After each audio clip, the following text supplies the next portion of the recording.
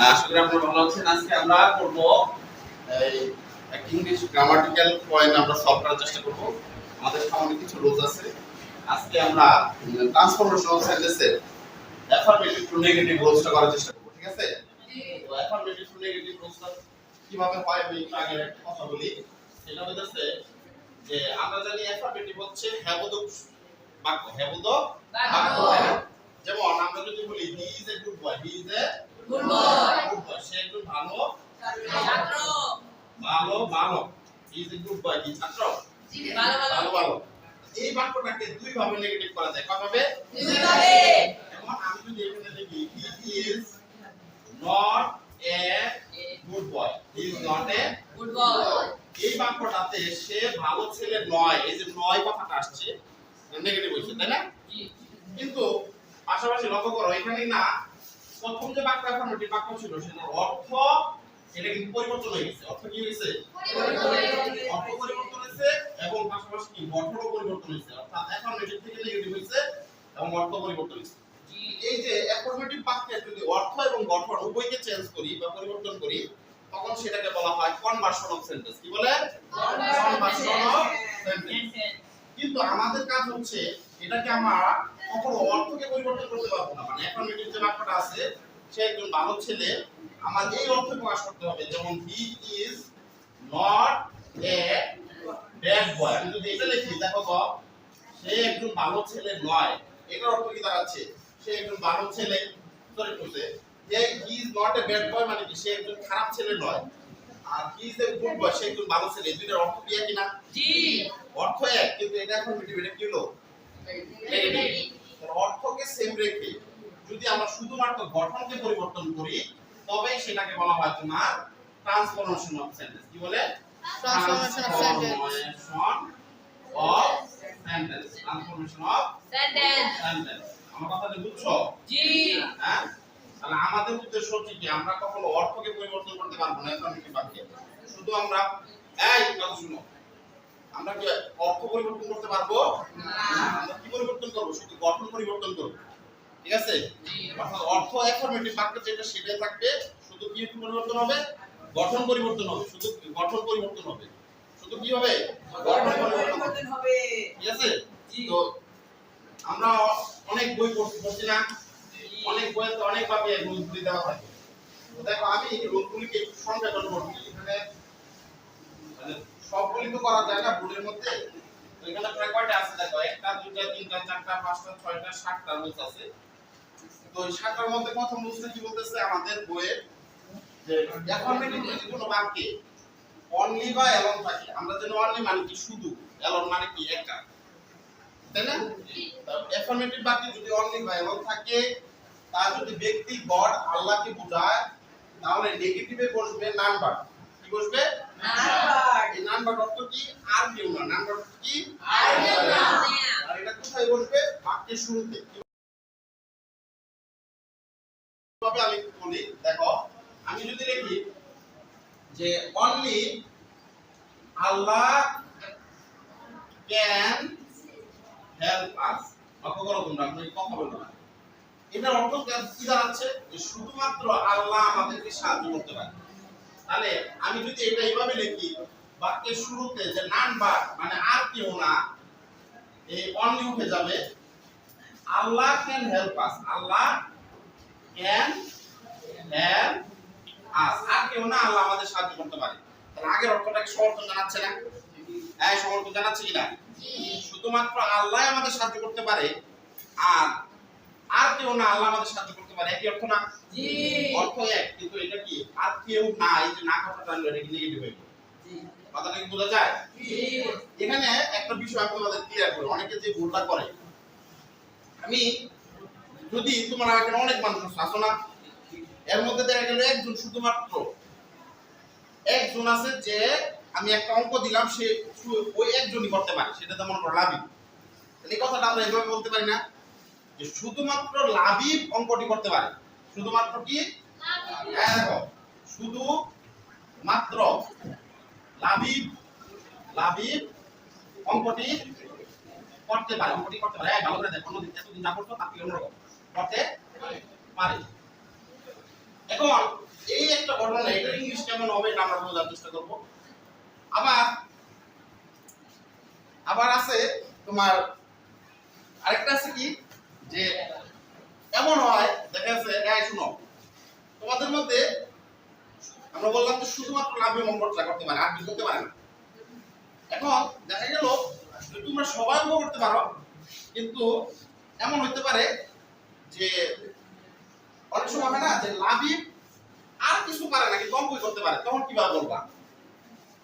মানে তোমরা সব ধরনের সাবজেক্ট পারো, মনে করো বাংলা, ইংলিশ, গণিত, আর লাভই শুধু বেশি অঙ্ক করতে পারে, তখন ওইটা ইংলিশ কিভাবে হবে? বাংলাটা হবে কি, এভাবে বলতে হবে না যে লাভই শুধু মাত্র অঙ্কই করতে পারে, অঙ্কই করতে পারে, লাভ শুধুমাত্র কি অঙ্কই করতে পারে। তাহলে এই অর্থটা কি দাঁড়াইতেছে? এখানে কারে বুঝাইছে? শুধুমাত্র দিয়ে। এখানে কাকে বুঝাইছে? লাভিবকে। এখানে কাকে বুঝাইছে? লাভিবকে। শুধুমাত্র লাভিব অঙ্ক করতে পারে, এখানে কাকে বুঝাইছে? লাভিবকে। কিন্তু এখানে কি লাভিব কি বুঝাইছে? লাভিব শুধুমাত্র অঙ্কই করতে পারে, এখানে অঙ্ক করাটা বুঝাইছে না? জি।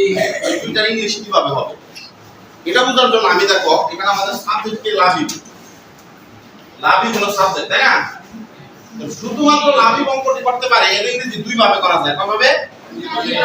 একটা হইতাছে আমি যদি অনলি টাকে, এই দেখো অনলি টাকে তোমার সাবজেক্ট যে লাভিব তার আগে বসাই আগে, যে only Labib can do the sum, sum মানে অঙ্ক, আর দা সাম মানে অঙ্কটি। এভাবে করা যায়, কথা বুঝছো? আরেকভাবে করা যায় কি জানো? এই অনলিটাকে আমি লাভিবের সাবজেক্টের পরে ভাবের আগে দিতে পারি। আমি এইভাবে লিখতে পারি যে লাভিব শুনি অনলি, অথবা এখানে আমি এলন শব্দটা ব্যবহার করতে পারি যে লাভিব এলন ক্যান ডু দা সাম। লাভিব একাই অঙ্কটি করতে পারে, অথবা লাভিব শুধুমাত্র লাভিব অঙ্কটি করতে পারে। তাহলে এখান থেকে আমরা কি বুঝলাম?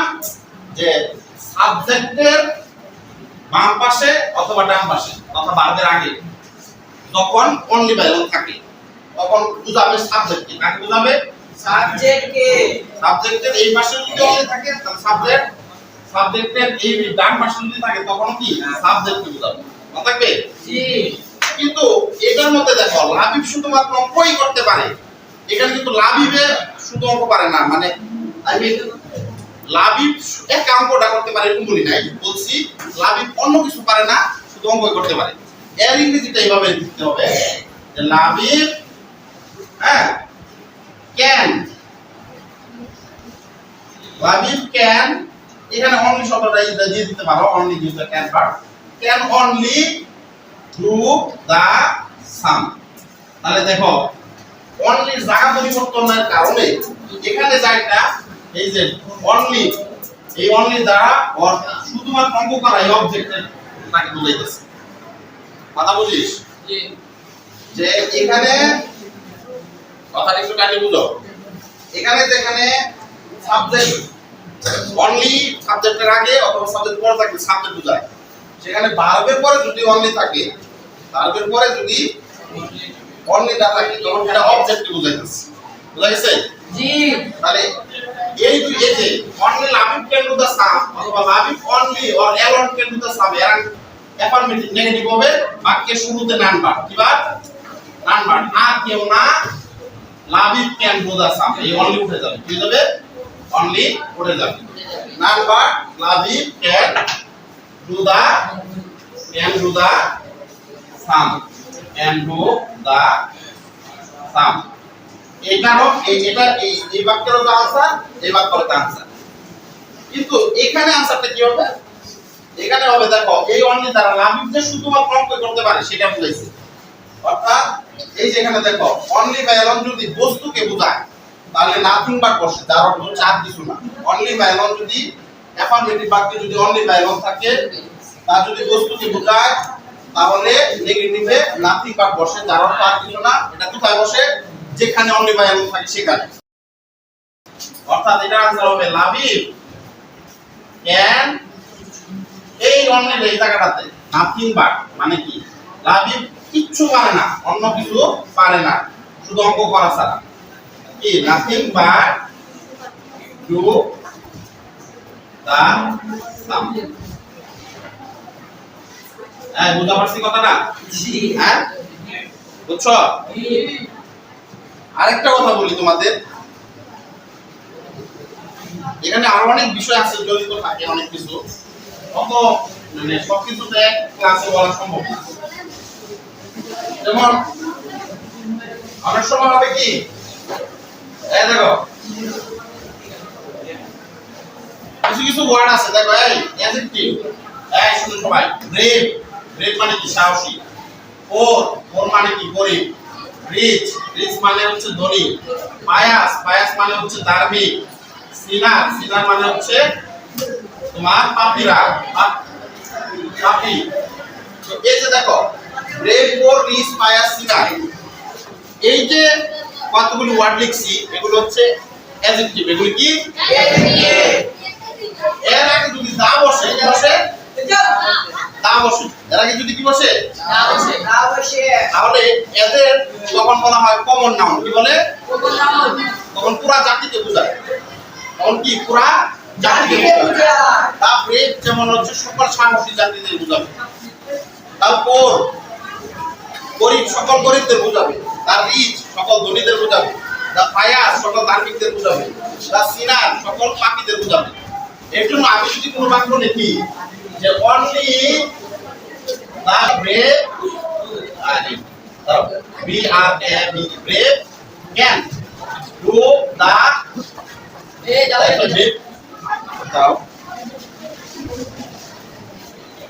Only the brave these are there.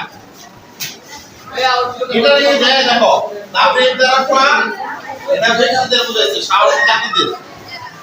তাদের বোঝাইছে এই অনেক দ্বারা ব্যক্তিদের বোঝাইছে, কারণ জাতির দা ব্রেভ মানে সাহসী জাতিদের। তাহলে এটা হবে none but the brave deserve the fair, এটা হবে आंसर। ঠিক আছে? তাহলে আমরা এখান থেকে কি বুঝলাম? বস্তু বোঝালে নাথিং বাট, ব্যক্তি গণ আল্লাহ বোঝালে নান বাট, বাক্যের শুরুতে নাথিং বাট হচ্ছে ওই স্থানে। আবার এই আরো যদি বলি যে যদি বয়স সংখ্যা পরিমাণ বোঝায়, হ্যাঁ দেখো